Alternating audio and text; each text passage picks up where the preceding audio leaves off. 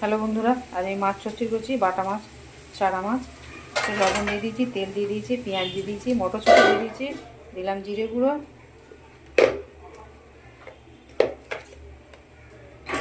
দিলাম হলুদ গুঁড়ো, দিলাম লঙ্কার গুঁড়ো, সব অল্প অল্প দিয়েছি। তো এবারে মাখিয়ে দেবো বন্ধুরা।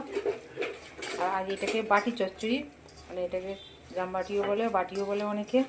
এই বাটি চচ্চড়ি খেতে খুব সুন্দর হয়। লবণ দিয়েছো?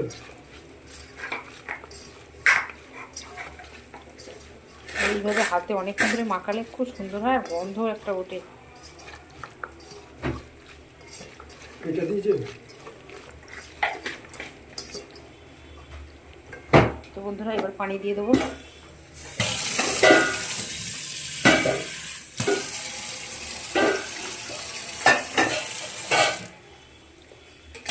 এই পানি দিয়ে দিচ্ছি।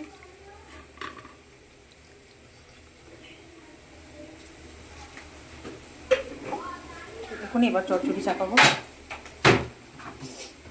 তো গ্যাসে আমি চাপিয়ে দিয়েছি,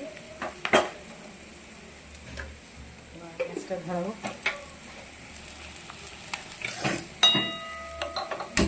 হয়ে গেছে বন্ধুরা, চাপিয়ে দিয়েছি। তো বন্ধুরা আমার মাছ চচ্চড়ি হয়েই গেছে।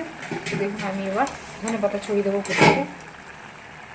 এই যে দিলাম ধনে পাতা, বাকি মালটা তো সব তো ধুয়ে দিয়েছি।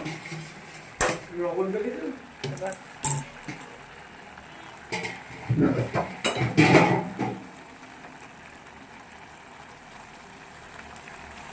যাদের ঘরে এইরকম বাটি আছে, এরকম বাটিতে মাছ চচ্চড়ি করবেন, দেখুন খুব ভালো হবে।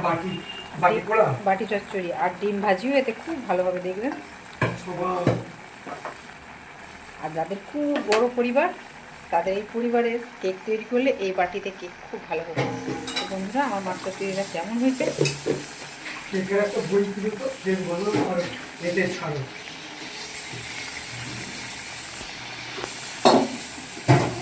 ভালো লাগলে লাইক করুন, শেয়ার করুন।